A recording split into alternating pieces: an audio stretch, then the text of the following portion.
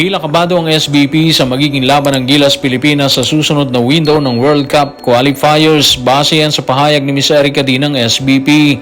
Aminado naman si Dwight Ramos na posibleng hindi siya makabilang sa hanay ng Gilas Pilipinas na sasabak sa Asian Games ngayong Agosto.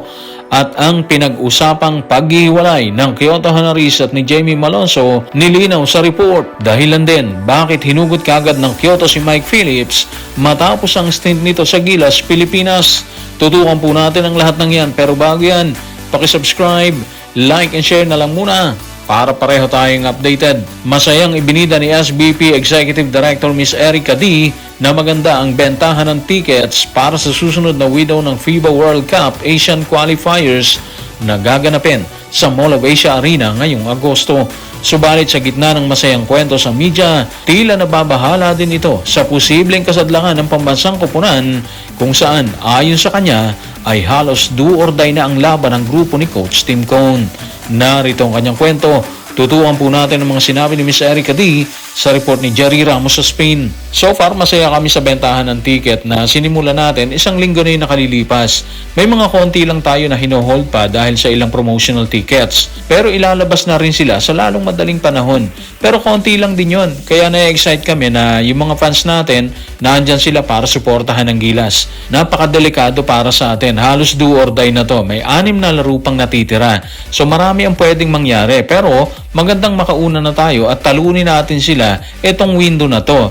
We're hoping talaga na makatulong yung ating home crowd kapag nakaharap na natin ang Jordan at Iran. So unang-una mga playoffs, mukhang unti-unti nang umiinit ang suporta ng mga Pinoy sa Gilas Pilipinas. Of course, given naman yun eh.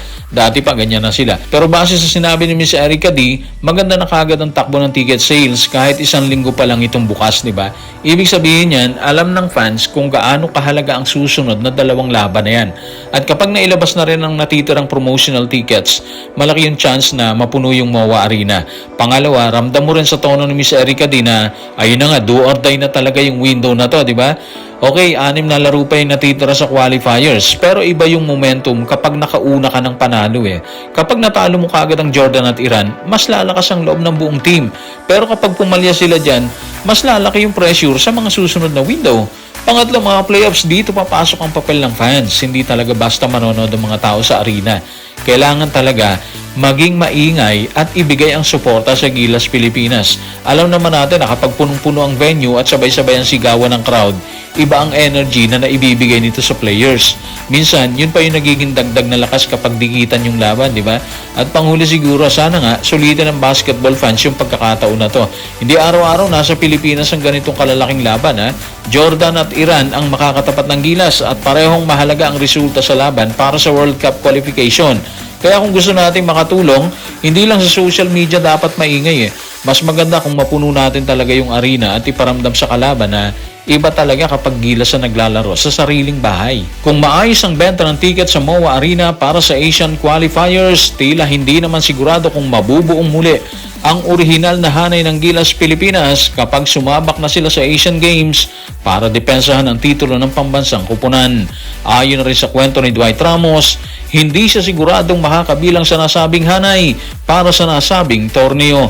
Kung bakit, yan ang kanyang inilahad sa report ni Nicole Ann Bugawisan ng The Manila Times. Medyo mabigat din kasing schedule eh. Magsisimula na ang season ng bilig sa Setyembre. Tapos ang Asian Games sa September din. At dahil hindi ito FIBA tournament, hindi ko alam kung makakasama ako sa team. Sana talaga makasama ako. Gustong-gusto ko talaga eh. Sinasabi nila sa akin na parang Olympics ng Asia ang Asian Games. Kaya gusto ko talaga makalaro doon. Pero dahil hindi ito sakop ng FIBA, mahirap para sa akin na makasali. So parang hindi talaga sigurado si Dwight Ramos kung makakalaro siya dito sa Asian Games. Actually para sa akin, wala talagang pag-asa base sa sagot niya ha. Pero ramdam mo naman na sinabi niya actually na gusto niyang magsuot ulit ng Gilas jersey. Lalo na yung sinabi niya na parang Olympics ng Asia ang Asian Games.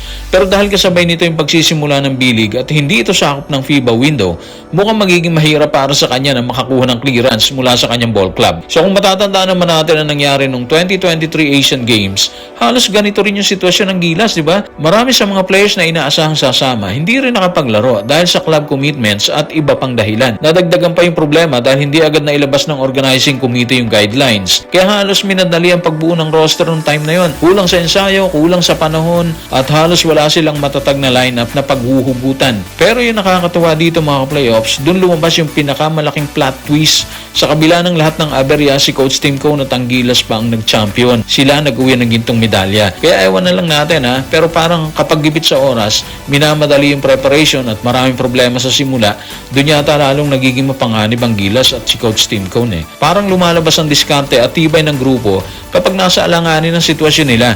Kaya kung sakaling hindi nga makalaro si Dwight Ramos, malaking kawalan pa rin yan. Pero kung may itinuro na karaang Asian Games, huwag agad mawala ng pag-asa, di ba?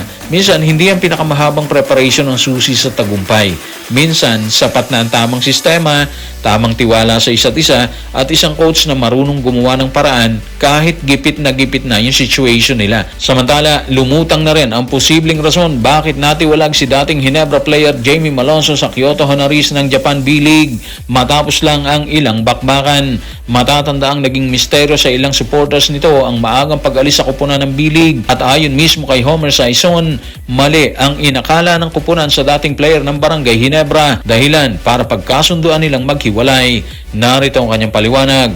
Tutukan po natin ang mga sinabi ni Homer Saison sa kanyang report sa Spain. Ayon sa ilang source sa Japan, matindi umano naging pagkadismaya ng kampo ng Kyoto dahil ang representation kay Jamie Malonzo ay di umano'y hindi tugma sa aktual niyang sukat at kakayahang maglaro bilang isang big man, maaaring sinadya man o hindi. Ayon sa impormasyong nakalap, ang akala ng Kyoto ay nakakuha sila na isang matikas na manalarong lampas 6'7" ang taas at mahigit 210 pounds ang timbang na kayang maglaro bilang power forward. Kaya naman ito rin ang nagsisilbing paalala sa ibang mga koponan na mas maging masusi sa pag-evaluate ng mga Asian na imports at hindi sapat na umaasa lang sa mga kwento ng ibang tao o sa mga YouTube highlights. Kung pagbabasehan natin ang report ni Homer Saison, parang mas luminaw na kung ano talaga yung naging issue sa maikling stint niya ni Jamie Malonzo dito sa Kyoto Honorees. Matagal na ring usap-usapan kung bakit hindi siya nagtagal sa Japan, di ba?